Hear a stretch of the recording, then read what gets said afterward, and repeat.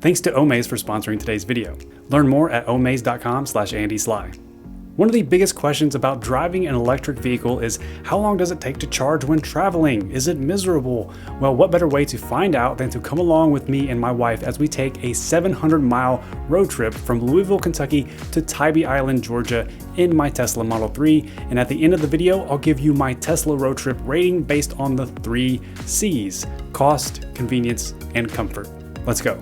I have the long range Model 3, so we get about 315 miles of estimated range, and we charged up to 100% before we left. That's the only time you're supposed to charge to 100% is for a road trip. We left with about 311 miles, and when I input the address into the navigation here on the Tesla Model 3 touchscreen here, it automatically will give us the stops, the Tesla Supercharger stops that we need to stop at, and it's telling us our first stop at a Supercharger needs to be in Manchester, Tennessee.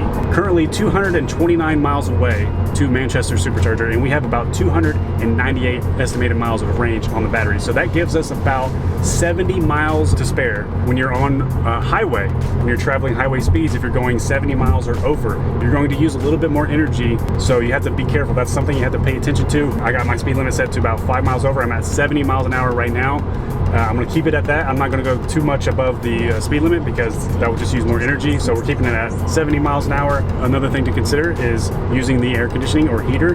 Air conditioning isn't as bad. Like in this temperature, this is probably a prime weather condition to drive in. We got the air conditioning set to setting 1 at 68 degrees and only coming out the front vent here. That's how I optimize the climate control when we're on a road trip and we want to maximize efficiency. So just these little things you have to keep in mind when you're driving in a Tesla on a road trip.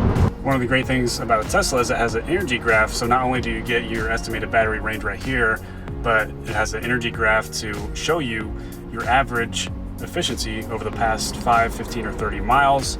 We are averaging 216 watt-hours per mile over the last 30 miles, which is great efficiency. It's projecting us to have 294 miles of range based on our last 30 miles if we continue to drive this way. That means it's projecting we have 24 more miles based on our rated range up here, which says 270. If you drive in the summertime, that's probably like I said, the most optimum time to take a road trip, because we're getting great efficiency. It's 80 degrees right here. You can see the weather.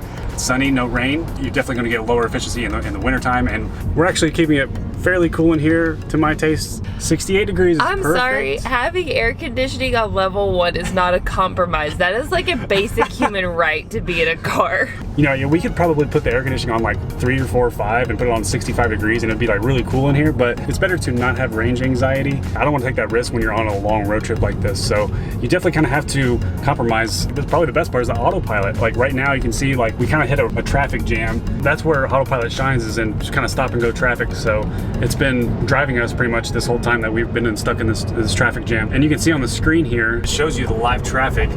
The red line, that means heavy traffic, and then orange. And now it's starting to let up, and now we have made it past traffic jam. Okay, we just reached the first Supercharger in Manchester, Tennessee, and we arrived with exactly 50 miles left in the battery. So basically that means we lost 20 miles of estimated range over the course of 240 miles. I drove about 5 to 10 miles over the speed limit with the air conditioning running at about 69 degrees. Nice. You know, a lot of people think that you have to stop all the time and charge, or charge for a long period of time. Well, if you're driving with my wife, she likes to stop and use the bathroom like probably every 2 to 3 hours anyway. I don't know what you're talking about. You know, it works out perfectly for us. And also with the all glass roof, a lot of people are wondering about that. Like, how is it when you're driving constantly for hours in the middle of the day with sun's beating down? It doesn't affect me that much. I don't even feel it. It's tinted really heavily. It blocks out most of the sun. It's still pretty comfortable in here, right? Yeah, it's pretty cool.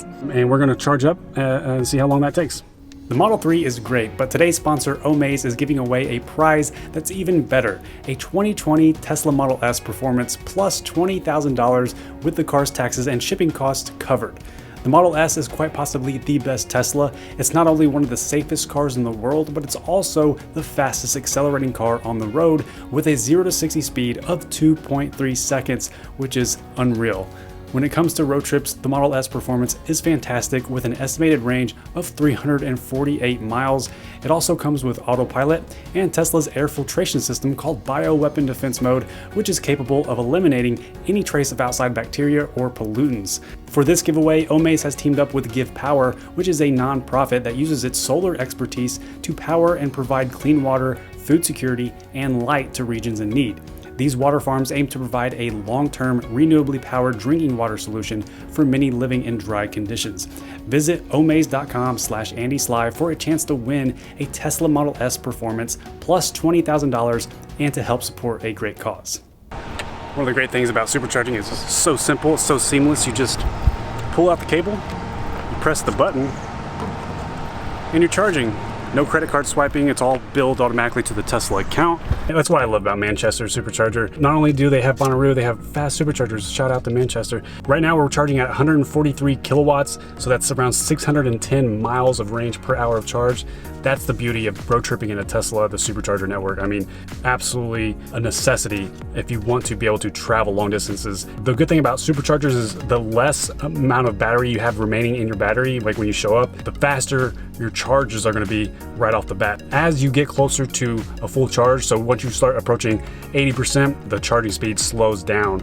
You're going to be waiting a lot longer if you charge that last remaining 10% to get all the way to the full 100%. So when you're road tripping in a Tesla, make sure you keep that in mind. Most likely not going to charge you 100% at every single supercharger. Most likely going between 80% and 90%. So I'm going to set my limit to 90%. That's where I want the charging to stop. Time remaining is 35 minutes of charging. So really, we're only going to be here for 35 minutes.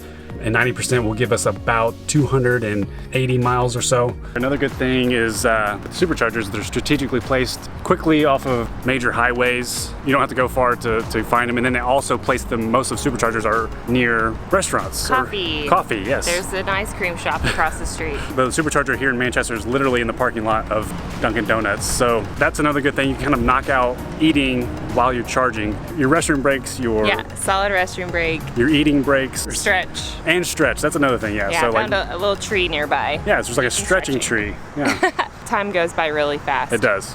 Now the bad thing about superchargers are you never know if it's going to be packed or not. Well, I guess you do know because you can look on the touchscreen, because it actually shows you now on the Tesla touchscreen on the navigation display. You can search for any charger and you can tap on the supercharger and it will show you the amount of available stalls. Luckily with Manchester, I've always had good luck here. I mean, there's literally one other person charging.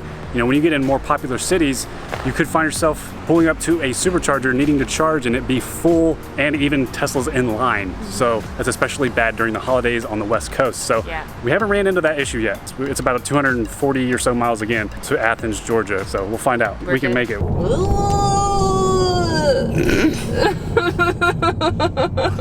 Autopilot freaks me out. Jamie is still a little weary of it, I guess. No, it's great. I am getting more comfortable. Apparently, I grip the steering wheel as if my death is coming at me, and it constantly knocks it out of autopilot, and it drives me nuts. So there's sort of like a finesse with autopilot. The hand placement on the wheel, like you kind of know what's best for you. Like I prefer to have just my left hand on the bottom, but with Jamie, she uses. I rotate. Because I think she's just a little weary of it being too close to the left lane. Yeah. That's her main complaint with autopilot. And so I think it just takes some time just to build some trust for that, because it is logical. It's trying to center itself in whatever lane it sees. I love autopilot. I think autopilot makes road tripping a lot better and a lot less mentally fatiguing. Agree to disagree. I think it's just a lot easier to drive with autopilot on it. It lets me relax a little bit more because it handles most of everything, especially with full self-driving, which I have.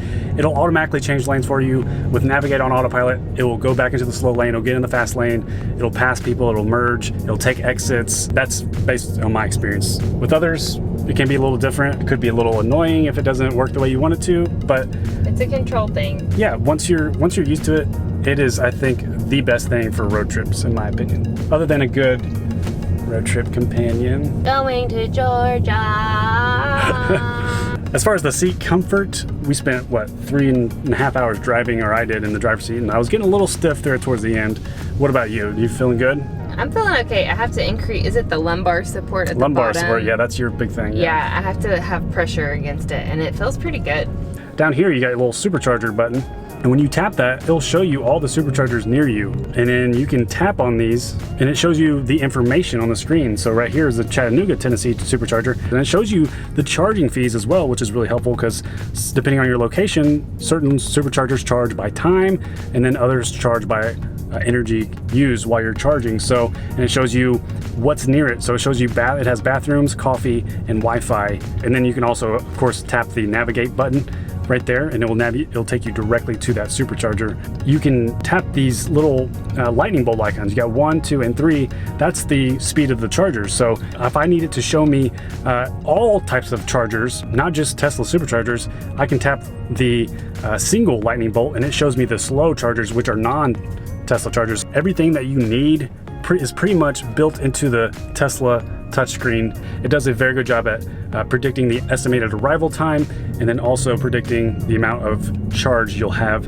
remaining. All right, so we arrived at the Athens Supercharger with roughly 50 miles left. I'm here with Nick, my buddy, aka Sweaty Startup. This is another thing I want to talk about. It's something that all EVs kind of have to deal with, and it's the etiquette of like charging at somebody's house. I've had to do it before. You charge at friends and family members' houses. So if I pulled up to your house, you know, with my Tesla, and I'm like, hey, can I charge? How does that make you feel? I'm happy to do that. There's no animosity at all, or I wouldn't feel like you owe me anything. I'm happy to support your mission to get where you're going, man. How much would it cost me at my house to charge your battery all night on my dryer? Yeah, so it depends on your electricity rate, obviously. I pay 15 or 20 cents per kilowatt hour. Yeah. If you're charging this fully, that's 72 kilowatt hours. $10.80. So $10 if you want to charge completely. That's 100%, 0 to 100%. It doesn't feel the greatest. It's like the equivalent of asking for some gas money. I think if I had the Tesla, I would just bring a bottle of wine or like buy a little extra dinner. And if I was going to charge all night, then that's fair. And we're talking like 0 to 100%. Most of the time, you're charging on a normal 110, so you're really only charging about 60 to 100 miles of range, which is a few dollars, $3 to $4. That does come in handy when you're driving somewhere and you're out in the middle of nowhere. Sometimes you are forced to just use somebody's electricity to charge your car back up, just enough to get you to the next destination. So what the consensus is, bring a little housewarming thing and thank them, and I think they're happy to support, man. Just have good friends with good family members, and and if you don't, just slide in a few bucks. I mean, but right now we're at the Athens Supercharger. It's charging super fast at 610 miles per hour. It's saying we got about 30 minutes remaining. So each one of these stops, you're looking about 30 to 45 minutes. That's honestly not too bad. We could have probably run over here and get a burger or something. And honestly, we can change this limit to 80%. And when you got 80%, you're looking at 260 miles of range at 80%. You're getting to Tybee easy on that. We are here at our final destination, and to wrap it all up, when it comes to the 3 C's, cost, comfort, convenience in the Tesla Model 3 as far as road trips go, I'm going to first give the cost a 10 out of 10. For me personally, it's perfect because I have a ton of free supercharging miles thanks to you guys for ordering Teslas through my referral link, so thank you. But even if you don't have free supercharging miles like me, it's still cheaper than the cost of gas. On this trip specifically, it was a 700-mile one-way trip, and we stopped 2 times to charge. Each supercharger stop was about 45 minutes long.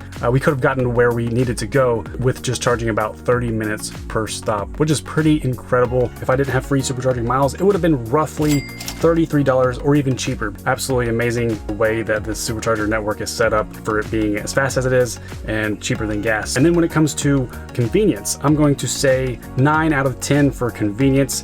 When it comes to electric vehicles, Tesla is 10 out of 10 for convenience. But of course, we have to compare this to gasoline vehicles. So when you're on gasoline, of course, it's easier to just stop for 5 minutes and fill up a gas tank, and gas stations are pretty much everywhere. And in a Tesla, when road tripping in a Tesla, the built-in navigation, it's pretty much almost all seamless. You enter your destination into the touchscreen display. It tells you exactly where you need to charge at. Very, very accurate. You won't be able to travel in any other electric vehicle other than a Tesla for this amount of convenience. And also comfort, for me, I'm gonna give it a 9 out of 10. My wife is going to probably dock that a point. She would probably give it an 8 out of 10 just because she doesn't like the headrests on the Model 3. They just stick out a little bit. For me, I don't really have an issue with the seats. They're pretty comfortable, but the main reason for me is that Autopilot makes the drive so easy, so relaxing, so calming. It takes a lot of the mental energy and fatigue out of the trip. Pretty much works perfectly on the interstate and on highways. So cost, comfort, convenience, all high scores from me. What do you think? Have you traveled in a Tesla on a road trip before? Do you like it? Do you hate it? Let me know in the comments below.